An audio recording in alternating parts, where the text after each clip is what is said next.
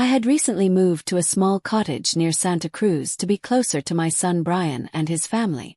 The cottage had ivy along the window ledges and hummingbirds that visited every morning. Felt quiet, soft, manageable. After selling one of my hotels, I paid off Brian and Lauren's mortgage.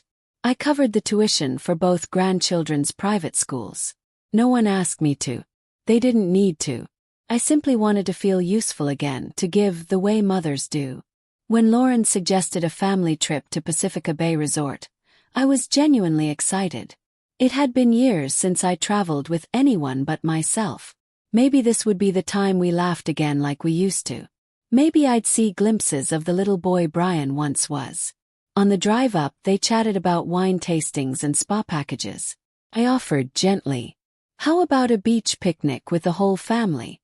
I'll make sandwiches and lemonade." Lauren looked back at me from the passenger seat, a polite smile that didn't touch her eyes. "We'll see, if there's time." Brian said nothing. I turned my gaze out to the cliffs. The ocean sparkled, endless and unreachable. Something in my chest settled into stillness. Later, while unpacking, I noticed they had booked me a separate room on a different floor, far from theirs. No explanation. At dinner, I tried asking Max about school. Lauren interrupted to correct my phrasing. When I offered to take the kids to the pool the next morning, she smiled, tight-lipped.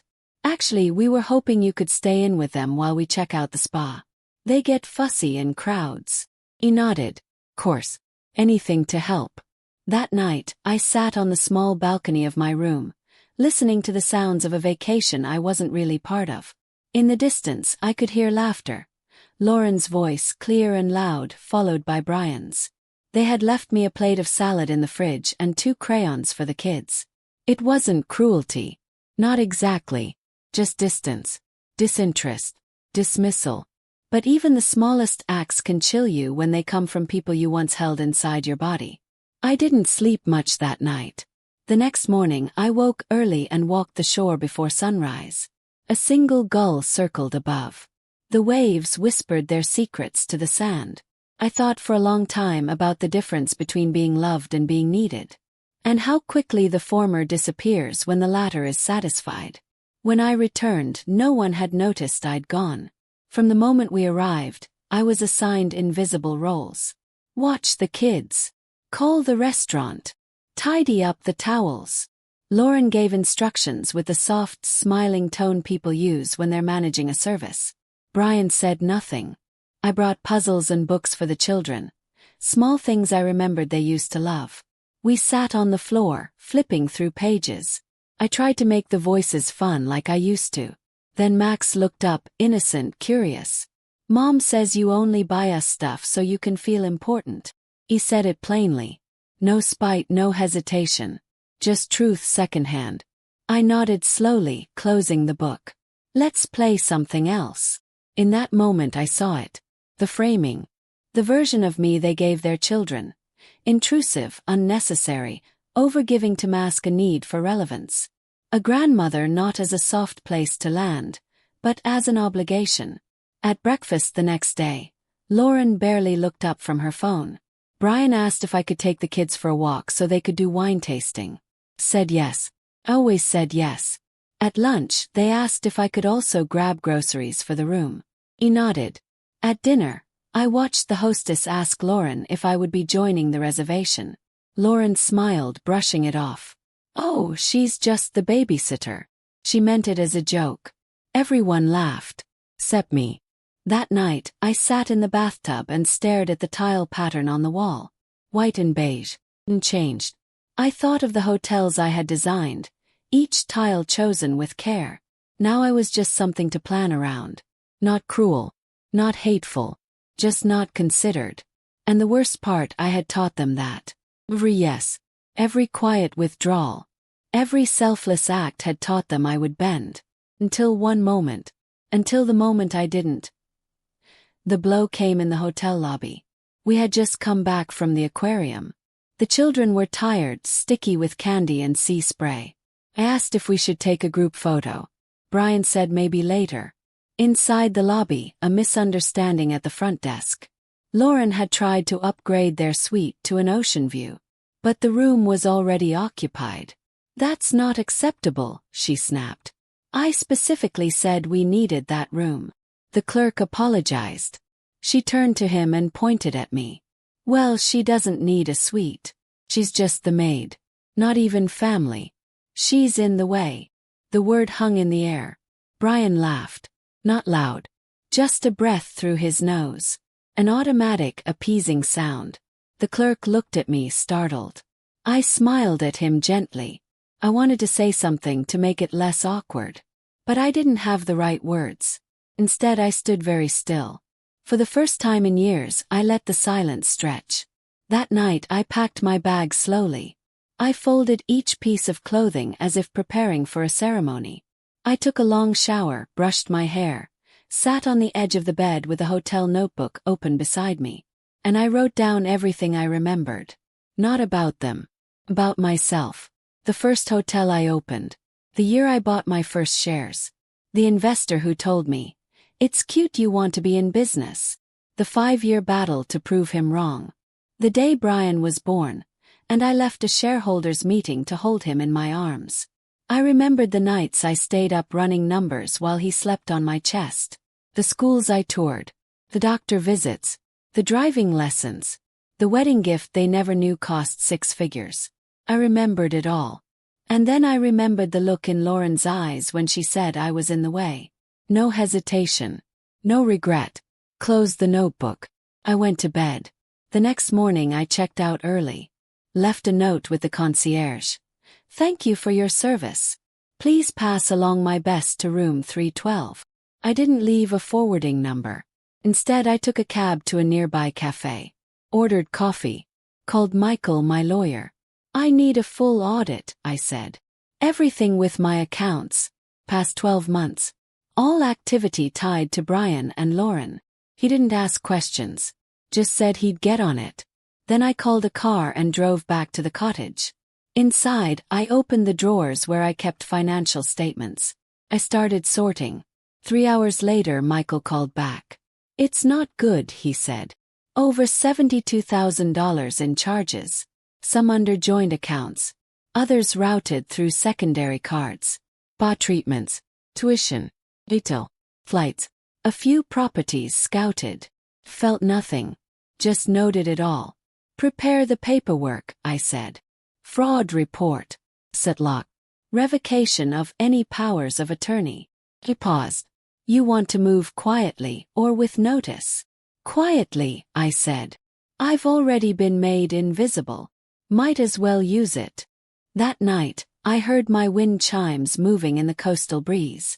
I made tea, sat in the dim kitchen, and looked at a photo of Brian as a child. He had Thomas's eyes, my late husband, but he had Lauren's silence. And I realized the part that hurt most wasn't the money, or even the humiliation. It was the ease with which they removed me from the picture. Like trimming away an extra line in a spreadsheet. Like deleting a draft. So I deleted them. Not from memory, but from my future. In the morning, I called Pacifica Bay Resort. "I need to speak to the general manager," I said. When they asked who was calling, I smiled. "Margaret Doyle, owner of Pacifica Hospitality Group." And the voice on the other end changed instantly. "Yes, of course. One moment, Ms. Doyle." I looked out the window at the garden I never had time to plant. And I knew exactly how I would begin. I met with the resort manager in a private lounge near the ocean view deck. She wore a navy blazer and offered coffee. I declined. "I need all documentation related to room 312, I said. "Guest names, charges, staff notes, incident reports." She blinked. "Of course, Ms. Doyle. I didn't realize you were connected to them." "I wasn't," I said. "I paid. That was the extent of my involvement." She returned within 20 minutes with a folder. I thanked her, placed it in my tote bag, and left without a second word. Next, I contacted the financial institution where Brian and I had a shared fund for family emergencies. It was empty. "Can you show me the withdrawal history?" I asked. The banker hesitated. I placed my ID and notarized revocation of access on the counter. They printed the records. Lauren had made monthly transfers. Always on a Friday. Small enough not to trigger alerts. Clever enough to look like maintenance fees. They weren't clever enough. Over lunch, I opened the Pacifica documents. Guest behavior logs. Charges. A comment from housekeeping. Guest in 312 complained about maid leaving personal items in view. It was my scarf. I had left it on the back of a chair. There was also a complaint logged by Lauren. Older woman made our children uncomfortable. Staff should be more discreet in assigning rooms. I closed the folder. Later that day, I drove to the beach where we had first arrived. I parked near a bench and watched the tide shift. The waves weren't angry. They were patient, constant. Called Michael. Initiate the asset lockdown. Cancel the secondary cards. Close joint accounts. Do you want them notified? Not yet. Let them feel the silence first. That evening, I returned to the cottage. Changed the locks. Made a quiet call to the security firm I used for my hotels. I need a residential installation. Silent alert system. Exterior cameras. They scheduled it for the next morning. I opened a bottle of wine I'd been saving since Thomas passed. I poured one glass. Held it to the light. Then set it down and began sorting donations. By midnight, 5 boxes were packed. Everything that tied me to them in any sentimental way. Photos, trinkets, holiday cards, school drawings. I labeled them carefully and slid them into the guest room closet. I didn't throw anything out. I just reclaimed my space. 3 days passed. Then the messages began. First, Brian. Hey Mom, our cards aren't working. Is the system down? Then Lauren. I think there's been a mistake. Can you check with your bank? We have school fees due. Then the call. What the hell is going on? Brian. Not angry. Panic. Why didn't you talk to us first? I didn't raise my voice. You laughed, Brian. In that lobby. She called me the maid. You laughed. Silence. Mom, please. Think of the kids. I did. For 10 years. Now I'm thinking of myself. Blick. I brewed coffee. Watched the wind nudge the curtains. There would be more calls. I knew that. But now I had time. And time finally felt like mine. The silence lasted longer than I expected. 4 days passed before the doorbell rang. I watched through the security cam. Lauren, standing on the porch in a cream cardigan, clutching her phone like a lifeline. I didn't open the door. Just pressed the intercom. What do you want, Lauren? She blinked up at the camera. I just want to talk. Please. You can't shut us out like this. I can. And I have. She stepped back like I'd slapped her. Then turned and walked away. Later Brian left a message. She didn't mean it, Mom. You know how she gets when she's stressed. We're just overwhelmed. I didn't respond. The next day a letter came. Handwritten, folded twice. Asterisk Mom. I don't know how we got here. I really thought we were helping each other. I see now we took more than we gave. If you want us out of your life, I'll respect that. But I hope there's still space for the kids. They miss you. Miss you. Brian asterisk. I read it once. Then tucked it into the kitchen drawer beside the emergency flashlight and extra batteries. The next few weeks settled into quiet. I began hosting a Thursday brunch for 3 women from my book club. We met on the patio. They brought baked goods and stories of their grandchildren. None of them knew about Brian and Lauren. I didn't offer. I signed papers to establish a trust. The Margaret Charitable Fund for Seniors in Transition. We started small. A single apartment lease for a woman evicted by her son. Groceries for another who had lost access to her bank. Each name, each story. They reminded me of how invisible we become when we're only seen through the lens of usefulness. One Saturday, while organizing donation records, my phone buzzed. Unknown number. I let it ring. Then checked the voicemail. Asterisk, hi Grandma. It's Mac's dad said I shouldn't call but miss you. I'm learning about business stuff in school. I told my teacher you used to run hotels. She said that's really cool. I hope you're okay. Love you. Asterisk. I pressed the phone to my chest. That night I baked cookies. Not for anyone else. Just to remember what warmth smelled like. The next week I sent a book to Max. No note. Just a story about a grandmother who travels the world after retiring and discovers she loves quiet mornings more than company. Then I kept going. I painted the shed pale yellow. Replanted the garden with lavender and mint. Found a watercolor set I'd bought years ago and never touched.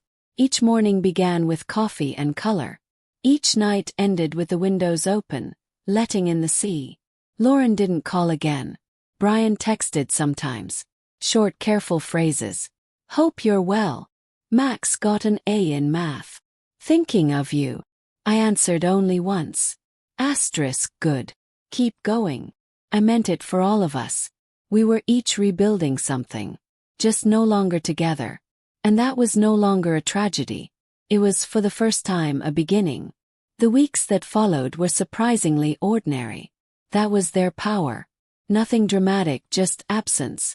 The kind of quiet that tells you what mattered no longer belongs. I spent mornings walking by the bluff, sipping thermos coffee. I joined a watercolor group at the community center. Women in their 60s and 70s, all with different pasts but a shared present. Solitude not always chosen but now protected. Then one Monday afternoon, while trimming rosemary in the garden, I saw a car pull up slowly. Silver. Familiar. Brian stepped out alone. He didn't ring the bell. Just stood by the gate. Waiting. I walked out, wiped my hands on my apron. This isn't your house anymore, I said. I know, he said. I'm not here to argue. Just to talk. We sat on the garden bench. He looked older. Shoulders curved in slightly. The confident tilt he used to have gone. I didn't see it, he said. I saw your help. I didn't see your presence. I didn't reply. Lauren's gone to her sister's, he said. She thinks I should choose. Between you and her. I raised an eyebrow. And? I'm not choosing. I'm changing. I let that hang in the air. Max keeps that book by his bed, Brian added. The one you sent. He says the grandma reminds him of you. I allowed myself a small smile. I came to say thank you, he said. For everything before. For everything after. You don't owe me thanks, I said. You owe me awareness. He nodded. I'm working on it. That was all. He left. Quietly. That night, I pulled out an old journal. I wrote for hours. Not about him. About myself. About how easy it is to disappear inside love. How hard it is to return. 2 weeks later, I received an invitation.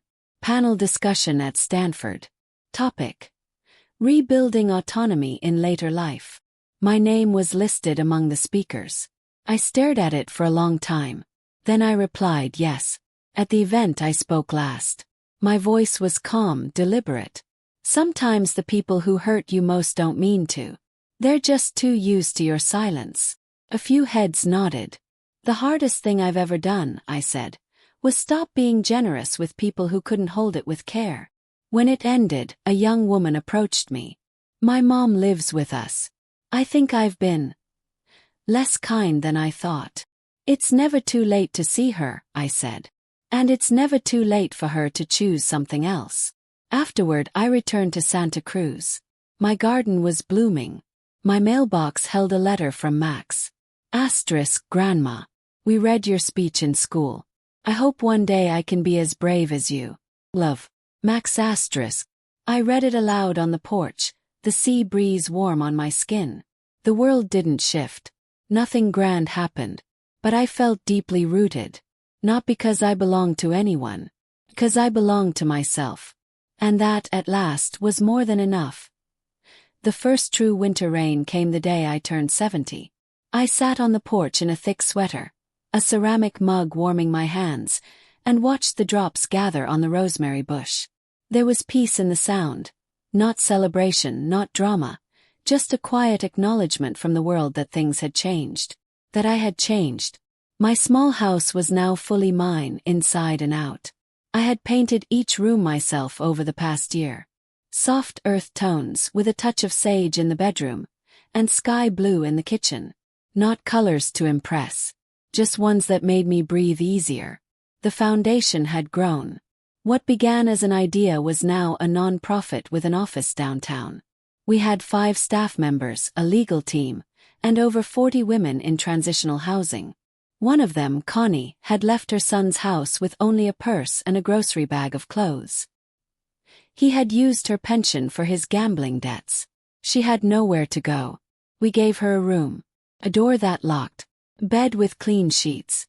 She cried the first night because no one asked her to watch their kids. No one asked for anything. Sometimes women don't need rescue. To space. Max still visited on weekends. He was 13 now. Taller than I expected. He brought me drawings of hotels with rooftop gardens and indoor libraries. He said he wanted to build spaces where people like me would never feel small.